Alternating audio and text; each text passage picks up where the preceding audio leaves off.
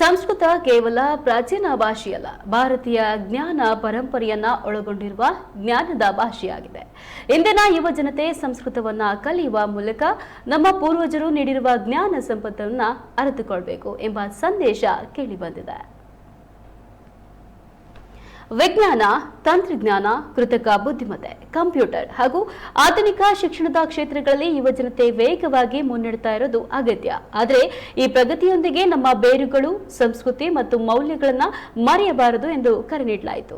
ವೇದಗಳು, ಉಪನಿಷತ್ತುಗಳು, ರಾಮಾಯಣ, ಮಹಾಭಾರತ, ಭಗವದ್ಗೀತೆ ಸೇರಿದಂತೆ ಆಯುರ್ವೇದ, ಯೋಗ, ಗಣಿತ, ಖಗೋಳಶಾಸ್ತ್ರ, ವ್ಯಾಕರಣ ಹಾಗೂ ತರ್ಕಶಾಸ್ತ್ರದಂತಹ ಹಲವು ಜ್ಞಾನ ಶಾಖೆಗಳ ಅಮೂಲ್ಯ ಸಂಪತ್ತು ಸಂಸ್ಕೃತದಲ್ಲಿ.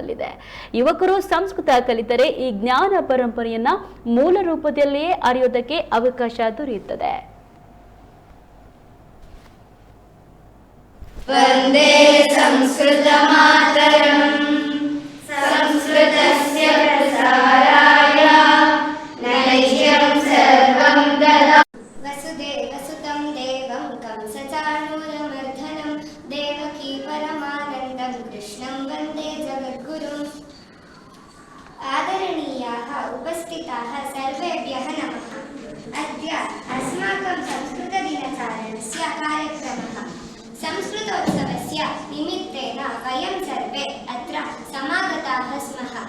ಇದಾनीं ಪ್ರಾರ್ಥನಾಂ ಕರೋತಿ ಶಿವಾನಿ. ಸಂಸ್ಕೃತಂ ನಿತ್ಯಂ ಪಠಾಮಿ ಸಂಸ್ಕೃತಂ ನಿತ್ಯಂ ವದಾಮಿ ಸಂಸ್ಕೃತಂ ಸದಾ ಧ್ಯಾಯಾಮಿ ಸಂಸ್ಕೃತಂ ಸಮ್ಯಕ್ ವಂದೇ ಸಂಸ್ಕೃತ ಮಾತರಂ ಸಂಸ್ಕೃತಸ್ಯ ಪ್ರಸಾರಾಯ ನೈಷ್ಯಂ ಸರ್ವಂ ದದಾಮ್ಯಹಂ ಸಂಸ್ಕೃತಸ್ಯ ಸದಾ ಭಕ್ತೋ ವಂದೇ ಸಂಸ್ಕೃತ ಮಾತರಂ ಸಂಸ್ಕೃತಸ್ಯ ಕೃತೆ ಜೀವನ್ ಸಂಸ್ಕೃತಸ್ಯ ಕೃತೆ ಯಜನ್ ಆತ್ಮಾನಂ ಆಹುತಂ ಮನ್ಯೇ ವಂದೇ ಸಂಸ್ಕೃತ ಮಾತರಂ ವಂದೇ ಸಂಸ್ಕೃತ ಮಾತರಂ.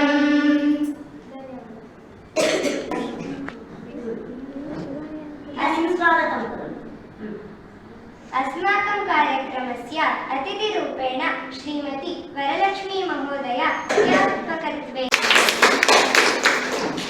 अत्र आगताः सर्वे छात्राः तथा च आदरणीयाः अभिभावकाः भवते कृपया ಮೊದಲೆಲ್ಲ ಸಂಸ್ಕೃತವನ್ನ ಹೀಗೆ ಮಾತಾಡ್ತಿದ್ರು. ಈಗ ನಮಗೆ ಸಂಸ್ಕೃತ ಮಾತಾಡಿದ್ರೆ ಹೊಸ ಭಾಷೆ ಅಂತ ಅನ್ಸುತ್ತಲ್ಲ. ಆದ್ರೆ ಮೊದಲೆಲ್ಲ ಈಗ ಕೃಷ್ಣನ ಕಾಲದಲ್ಲಿ, ರಾಮನ ಕಾಲದಲ್ಲಿ ದೇವಾನುದೇವತೆಗಳೆಲ್ಲ ಭೂಮಿ ಮೇಲೆ ಇರೋತ್ತಿಗೆ ಅವರಿಗೆಲ್ಲ ಭಾಷೆ ಯಾವ್ದಾಗಿತ್ತು? ಸಂಸ್ಕೃತ ಆಗಿತ್ತು. ಸಂಸ್ಕೃತವನ್ನ ದೇವ ಭಾಷೆ ಅಂತ ಹೇಳ್ತಾರೆ.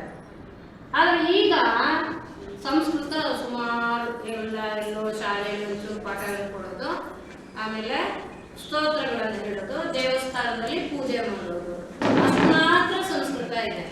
ಅದಕ್ಕೆ ನಮ್ಮ ಸಂಸ್ಕೃತ ಭಾರತೀಯರೆಲ್ಲ ಏನ್ ಮಾಡ್ತಾರೆ ಗೊತ್ತಾ?